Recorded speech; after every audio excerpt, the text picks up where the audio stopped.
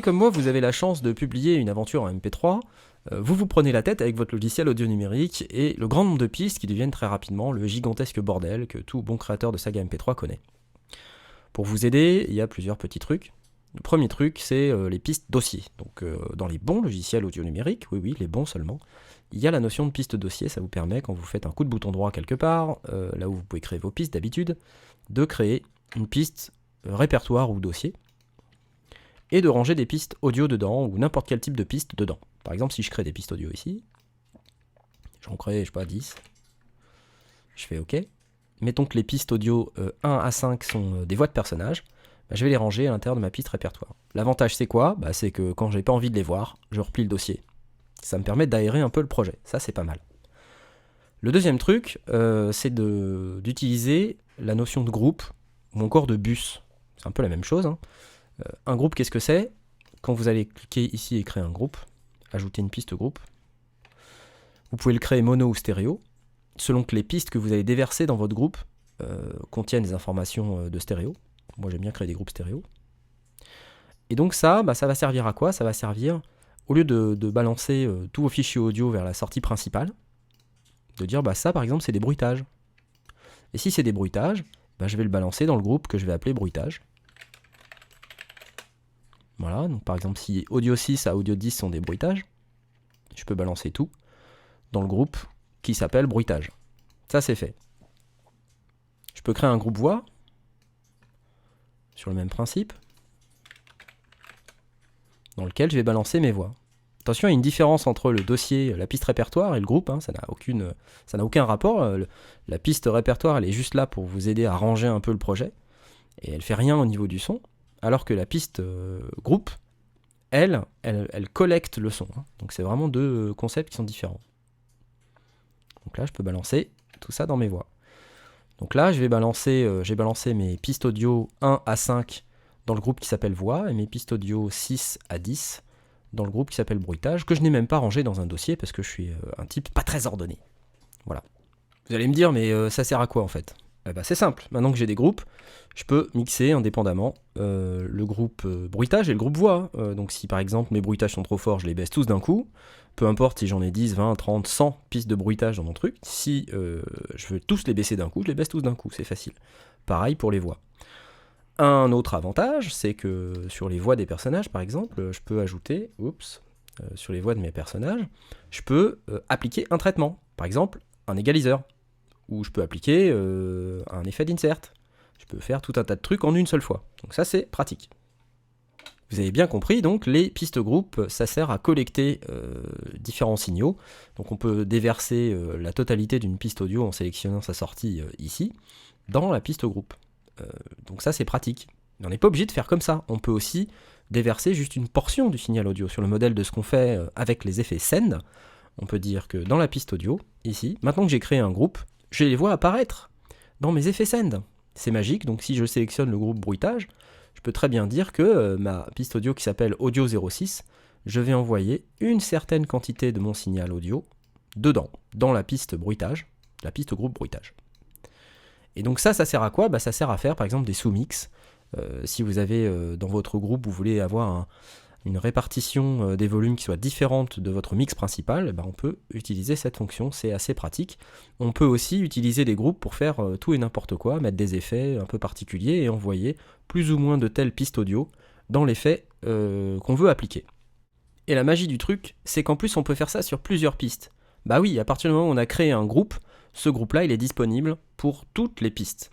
C'est-à-dire que si j'ouvre la piste qui s'appelle audio 06, dans la zone effet send, je vais retrouver mes groupes, bruitage et voix que j'ai créés précédemment. Si je veux décider d'envoyer une certaine portion du signal de la piste audio 06 dans le groupe bruitage, c'est moi qui choisis combien je vais en envoyer d'ailleurs, je peux le faire, mais je peux aussi le faire dans la piste qui s'appelle audio 02. Si j'allume là, je vais retrouver mon groupe bruitage, et je peux envoyer même une portion différente, une quantité différente dans le groupe bruitage. Et donc ça, je peux le faire sur le nombre de pistes que je veux. Et donc c'est très très pratique, ça permet de créer des sous-mix. Vous noterez que d'ailleurs c'est un peu le même principe que les effets send. Donc si je mets ici une room work SE, parce que vous avez maintenant l'habitude que je mette des room work SE, Vous vous rendrez compte d'ailleurs que la piste Roomwork SE, c'est rien d'autre qu'une une piste de type groupe avec une couleur différente, à laquelle on a mis un effet d'insert qui s'appelle Roomwork SE. Hein, c'est pas bien compliqué. Et ça, on s'en sert comme d'un groupe, d'un bus, pour pouvoir envoyer ici, la Roomwork SE, dans la Roomwork SE, une portion de notre signal audio. Donc là, je suis sur la piste qui s'appelle audio 06, je balance une certaine quantité de mon signal audio 06 dans la Roomwork SE. Je peux aussi faire de même dans la piste audio 02. Je peux balancer une autre quantité de mon signal audio 02, je peux même le balancer en préfader si je veux. Je ne suis pas obligé d'utiliser les mêmes réglages que sur ma piste audio 06. Donc ça, c'est la puissance du truc, et ça vraiment, il faut s'y habituer parce que au bout d'un moment, on est un petit peu paumé. Il faut savoir que les logiciels comme Cubase, comme Logic ou comme Sonar ont des fonctions de routage, puisque ça s'appelle comme ça, hein, tout ce que je suis en train de vous expliquer, c'est du routage. C'est comprendre le cheminement de votre signal audio à l'intérieur du logiciel. Donc ces logiciels ont des fonctions de routage qui sont extrêmement avancées et qui sont proches, voire supérieures à des fonctions de routage qu'on peut trouver dans des tables de mixage très évoluées sur le marché, qu'elles soient semi-pro ou professionnelles. Voilà, donc maintenant on va passer à un véritable exemple dans la vraie vie, comme ça vous pourrez un petit peu comprendre de quoi il retourne. Et voilà ce que c'est que la vraie vie. C'est un projet avec énormément de trucs dedans, et c'est tellement énorme en fait que ça devient très rapidement illisible. Donc quand je vous parle de méga bordel, vous voyez bien que je sais de quoi je parle. Mon cul. Oui, bah, merci, super. Donc le premier truc à faire, bah, c'est de créer. Donc là, ce que j'ai fait, c'est que j'ai volontairement retiré les pistes répertoire et les pistes groupe, et vous montrer comment on peut simplifier le truc, parce que là, c'est vraiment illisible. Donc déjà, je vais retirer la partie automation, parce que ça, c'est vrai que l'automation, voilà, c'est les espèces de petits trucs qui font des courbes, ça devient rapidement illisible. Donc je peux zoomer, dézoomer, évidemment. Premier truc à faire, c'est de créer des pistes dossiers, parce que là, c'est vraiment carrément l'horreur. Donc là, je vais mettre les voix de mes personnages dedans. Je vais remonter tout en haut. Je vais m'arrêter là.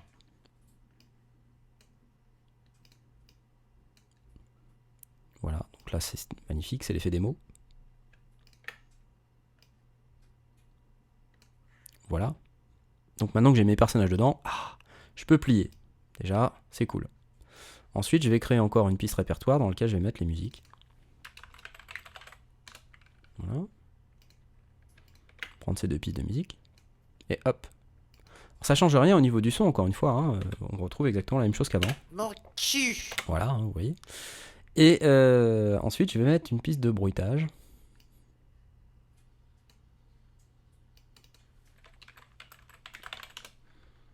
Piste répertoire de bruitage. Et je vais prendre tout ça. Directement, je vais mettre dans les bruitages. Hop. Et là, tout de suite, ça va mieux. Je vais pouvoir créer mes pistes maintenant groupes, dans lesquelles je vais faire exactement la même chose que ce que je viens de faire. Donc je vais en créer 3. Voix. Musique. Bruitage. Donc pour l'instant, j'ai rien modifié au son, j'ai juste rangé les pistes dans des pistes dossiers. Donc rien de bien méchant. Ce que je vais faire maintenant, c'est que je vais ouvrir la piste voix. Vous voyez qu'ici, en plus, je vois directement toutes les pistes qui sont rangées dans cette piste voix en une seule fois. Je vais toutes les sélectionner. Et maintenant que j'ai créé mes pistes groupes, je vais les envoyer directement dans les bons groupes. Donc là, j'ai envoyé maintenant toutes les voix de tous les personnages de cet extrait d'épisode dans la piste groupe qui s'appelle voix. Et si je fais une lecture, Mon cul. vous voyez qu'ici, Bon, c'est foutu, on n'arrivera jamais à réparer. Non. dans le groupe voix, on a bien du signal. Je vais faire la même chose pour la piste bruitage et la piste musique. Pour les pistes bruitage et les pistes musique. Je vais m'occuper que des pistes audio pour l'instant. Donc ça, il s'agit des bruitages. Et pour les musiques, on va faire exactement la même chose. Vous voyez, le fait de les ranger dans des pistes dossiers, en plus, ça m'aide à mieux les retrouver. Musique. Voilà, ça c'est fait. Et énorme avantage maintenant, c'est que si je veux mixer les voix de groupe de manière plus simple, il suffit de faire une lecture. Et si je trouve qu'il y a beaucoup trop de voix, je peux Non. baisser l'ensemble des voix en une seule fois. La musique est trop forte, je la baisse. Je peux la monter, la baisser, voilà. Et puis je vais faire mon mixage comme ça, tout au long du déroulement de l'épisode. Là vous voyez que sur la gauche j'ai même la reverb de la passerelle, qui est ici, que je peux monter, descendre. C'est sûr qu'avec mon tournevis, j'ai l'air con. Je savais, moi. J'avais bien dit. Alors... Mais qu'est-ce qu'on va faire? Pour l'instant, j'ai pas trop de bruitage.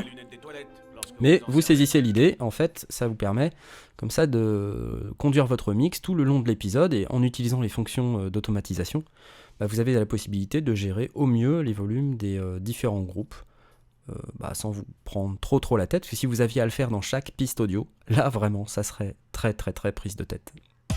C'en est fini pour ce tuto.